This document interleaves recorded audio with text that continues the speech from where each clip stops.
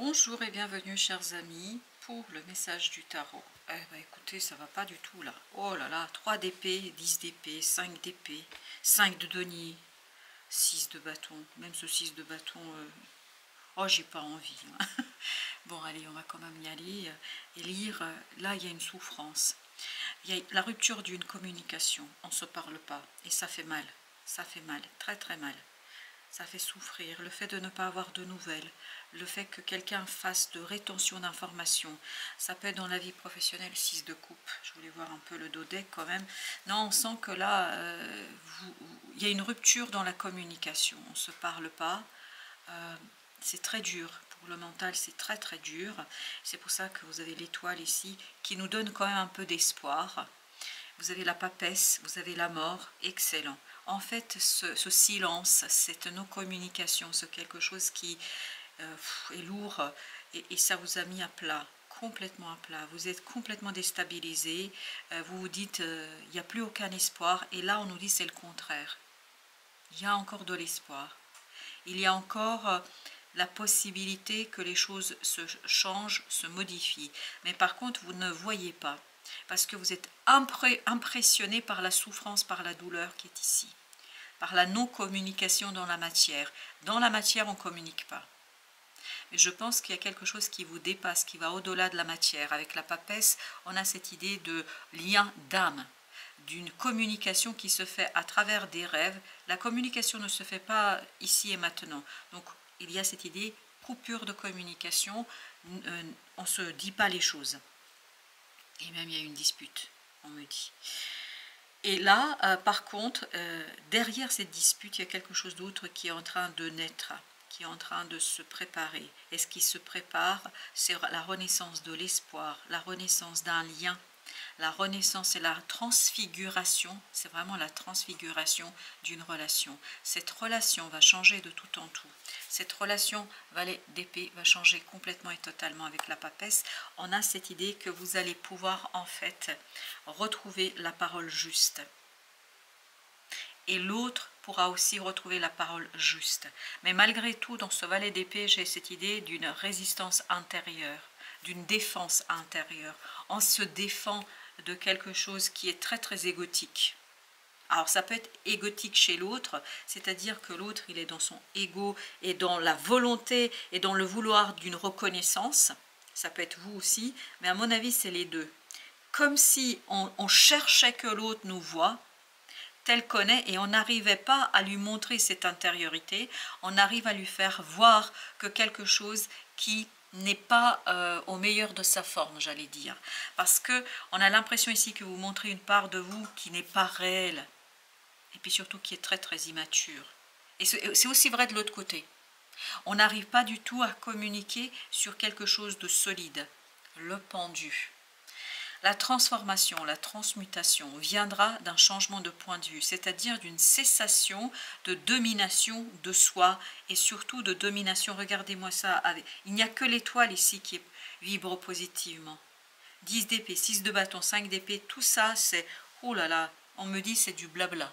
Voilà, on est dans quelque chose qui n'a aucune valeur, qui n'a aucune signification. Il faut aller au-delà du visible, au-delà du perceptible, parce que au-delà du perceptible vous attend le bonheur et la joie. Ça va avec le 5 de denier. C'est-à-dire que ce moment d'hésitation, ce moment de malheur, ce moment de difficulté, en fait, est synonyme de libération d'un amour véritable, d'un amour éternel, de quelque chose qui vous dépasse. Parce que je pense qu'avec notre étoile ici, il y a quelque chose au niveau du cœur à guérir. Et cette guérison ne peut venir que du lâcher-prise, c'est-à-dire du lâcher de ce mental, de cet ego, mais c'est vraiment kiff-kiff. Hein. Les deux sont sur le même niveau. Les deux sont complètement dans la même énergie. C'est-à-dire que chacun des deux protagonistes se fait passer pour la victime. Il ne fait pas ci, elle ne fait pas ça. Et je crois que les torts sont partagés. On me dit, les torts sont partagés. La tour, par contre, grâce à ce moment de nos communications, il y aura quelque chose qui va changer radicalement au plan notamment du ressenti. Il y a un bouleversement d'une douleur, d'une souffrance. En fait, c'est la douleur et la souffrance de nos communications qui est bouleversante. Une douleur du cœur, une souffrance du cœur. Parce que l'âme, là, va en vouloir à qui? À cet ego, à ce mental qui vous met dans un état d'une souffrance inutile. Donc quelque chose qui, eh oui, la tour va détruire cette énergie toxique négative et cette énergie de souffrance et de difficulté. Parce qu'on sent que, le jugement excellent, on sent qu'il y a une transmutation, une transformation de cette énergie. Pourquoi? Parce que vous allez regarder les choses à travers la 5D, à travers un lien éternel, plutôt qu'à travers quelque chose de terrestre qui ne vous apporte rien. Et vous avez le battleur et le chevalier de coupe. Un pardon ici est fondamental et essentiel. Se pardonner, pardonner à l'autre, mais surtout pardonner à l'autre. Pour vous, j'ai l'impression que quand on est seul face à soi, et pour l'autre c'est aussi vrai, on se trouve des excuses, on se trouve des justifications, on trouve des éléments qui nous permettent d'apaiser en fait notre propre implication là-dedans. Mais par contre, on est très aveuglé par rapport à la justesse de ce que l'autre ressent et de la manière dont on interprète ce que fait l'autre. Et donc on aura beaucoup de mal à pardonner. Pas se pardonner à soi. Je crois que ça va être beaucoup plus aisé que de pardonner à l'autre. Et entre nous, c'est 50-50, c'est 50-50. C'est vraiment, ça vaut pour les deux protagonistes. 8 de coupe avec le 3 de coupe. L'idée, c'est vraiment de retrouver cette purification, le fait de comprendre que ça ne convient à personne cette affaire, ni à vous ni à l'autre. Et il faut se trouver à mi-chemin. Il faut on me dit, se retrouver à mi-chemin. Se retrouver vraiment où on va être objectivement capable de faire le point sur l'ego, sur l'implication de l'un et l'autre dans cette situation. Parce que sincèrement, les torts sont partagés.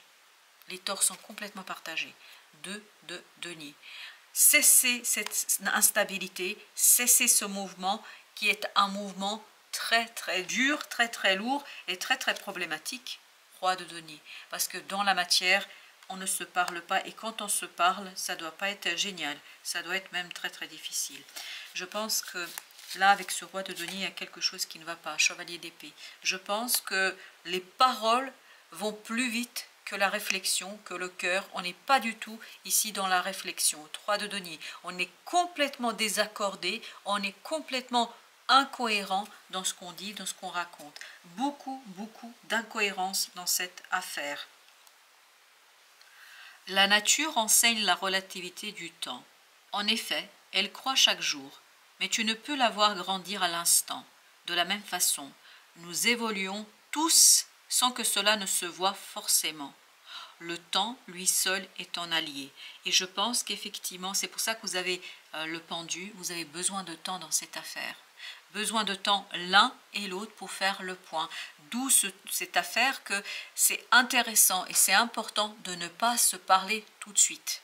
Parce que si vous rétablissez la communication immédiatement, ça va partir dans tous les sens. Et ça va provoquer encore plus quelque chose qui ne correspond pas et qui ne convient pas. Sincèrement là, vous n'êtes pas du tout juste ni l'un ni l'autre envers l'un et l'autre.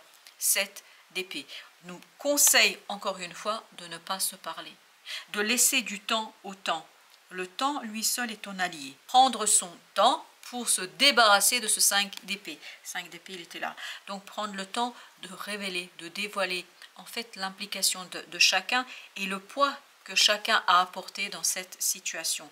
10 de coupe, parce que c'est là qu'on va retrouver, en fait, c'est la distance qui permet d'harmoniser quelque chose.